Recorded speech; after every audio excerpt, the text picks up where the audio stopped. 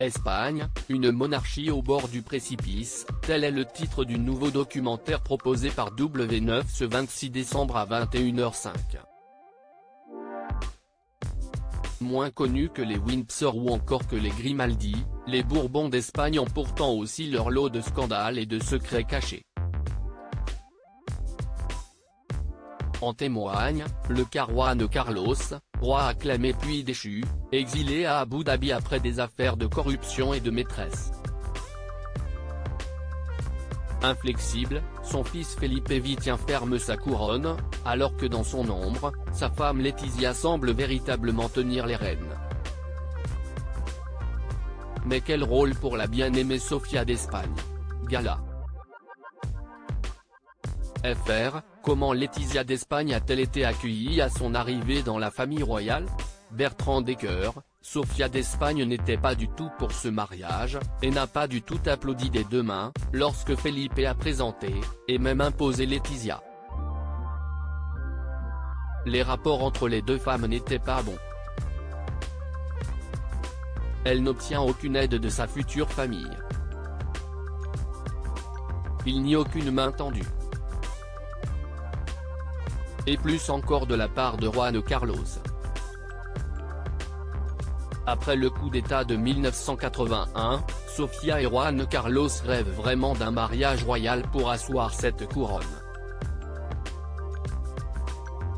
Gala.fr, peut-on dire que Letizia d'Espagne est une anti-Kate Middleton, et donc une anti-Sofia, incapable de rentrer dans le moule? B. D. Absolument. Et pire, on a l'impression qu'elle tient la couronne. Elle est très présente. Une Sofia et une Kate sont très effacées, par rapport à Juan Carlos et William. Ce comportement ne plaît pas du tout à Sofia. Elle donne son avis et son opinion sur des sujets qui même dans la sphère privée sont politiques. Elle a de longues discussions avec Felipe V. Elle est plus qu'une éminence grise. En Espagne, on considère que c'est elle qui tire les ficelles. Felipe V serait juste un très beau pantin. Sofia d'Espagne est quelqu'un d'extrêmement pointilleux, très perfectionniste, très à cheval sur le protocole. Elle est princesse de Grèce, elle est Altesse royale par naissance, c'est l'incarnation même de la royauté, cela fait partie de ses gènes. Le total opposé de Letizia. Gala.fr, cette toute puissante Letizia d'Espagne que vous décrivez, autorise-t-elle la reine émérite Sofia à voir son fils Felipe V et ses petites filles Léonore et Sofia au palais de la Zarzuela? B. D. Depuis le départ de Juan Carlos, les relations se sont nettement améliorées entre les deux femmes. Elles ont eu l'intelligence de comprendre que la couronne était dans une telle impasse, une telle fragilité, qu'il fallait faire front commun et resserrer les rangs pour afficher une image positive et être plus fort face au scandale. Elles vivent toutes les deux au palais de la Zarzuela, cet immense complexe situé à 40 km de Madrid. Elles se voient régulièrement, et les deux infantes Léonore et Sofia passent beaucoup plus de temps avec leur grand-mère depuis le départ de Juan Carlos. Il y a toute une série de traumatismes qui ont fait que la reine émérite Sofia s'est remise en question, et qu'elle n'a aussi finalement pas vraiment eu le choix. Il y a eu le scandale de sa fille Cristina et son mari Inaki Urdangarin, mais aussi son autre fille bien-aimée, l'infante Elena, qui divorce de Jamie de Marie Chalard.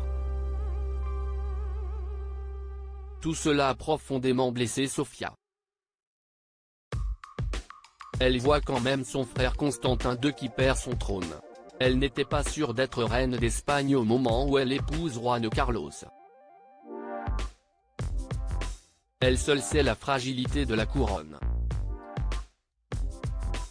Sofia d'Espagne est très pragmatique. Elle comprend très bien que quand l'affaire de Juan Carlos éclate, elle va saisir finalement que Letizia d'Espagne a le profil pour sauver cette couronne qui n'a jamais été aussi fragilisée.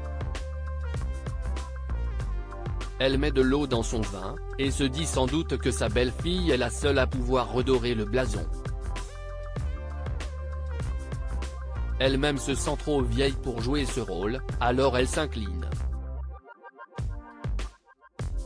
Gala.fr, il est inenvisageable que Sofía d'Espagne divorce de Juan Carlos. En Espagne, dans un pays catholique, on ne divorce pas. Le statut de veuve lui irait mieux que le statut de divorcé. Je pense qu'il n'y a pas vraiment de très forte mésentente au sein de leur couple. C'est elle qui est tombée amoureuse de lui. Lui va tomber amoureux de sa personnalité. Sofía vient de l'école de Salem en Allemagne, avec pour leitmotiv apprendre aux enfants à faire face au triomphe comme à la défaite. Cela fait partie des gènes de Sofía, le bateau prend l'eau mais on continue à y croire, on continue à avoir la tête haute, on affiche un profil royal. Elle sera profondément utile à Juan Carlos dans cette lutte pour réinstaurer la monarchie après les années Franco. Leur mariage deviendra une union plus de raison que d'amour. Gala.fr, Sofía d'Espagne et Juan Carlos sont-ils toujours en contact? Entre eux, pas de fort grief, elle savait qui elle épousait, mais c'est une autre éducation et une autre époque.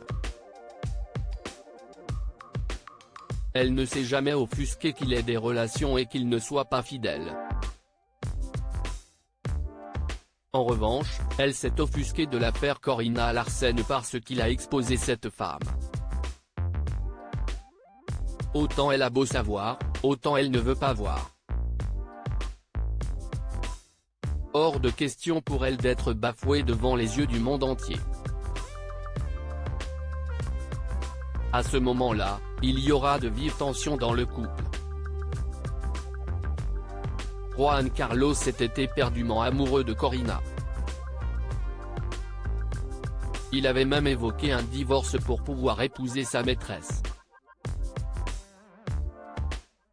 À l'époque, elle se serait fâchée, prétextant qu'ils étaient mariés à l'Espagne. Il paraît qu'ils ne se voient plus, mais qu'ils se parlent un peu par téléphone.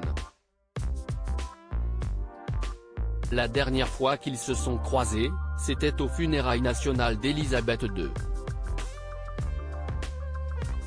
Gala.fr, Sofía d'Espagne arrivera-t-elle à imposer des funérailles d'État pour Juan Carlos à son fils Felipe V? Sofía d'Espagne se demande ce qu'il va se passer quand Juan Carlos va mourir. Les discussions sont déjà en cours. On doit quand même à Juan Carlos l'instauration de la monarchie en Espagne. Sans lui, aucun d'eux ne serait là. Ne pas avoir de funérailles d'État serait complètement inenvisageable. Mais il serait bien possible que la couronne communique sur un enterrement purement familial. Ce serait un affront, mais je ne vois pas aujourd'hui les Espagnols venir se recueillir sur la tombe de Juan Carlos. On est dans une société de l'image et Juan Carlos est grillé. À moins d'un rebondissement de dernière minute, il n'y aura pas de funérailles d'État pour Juan Carlos. Et Sofía d'Espagne s'en montrera triste et contrariée. Bertrand Decker, auteur du livre I Love Elisabeth II aux éditions Robert Laffont Crédit Photo, Gutreux.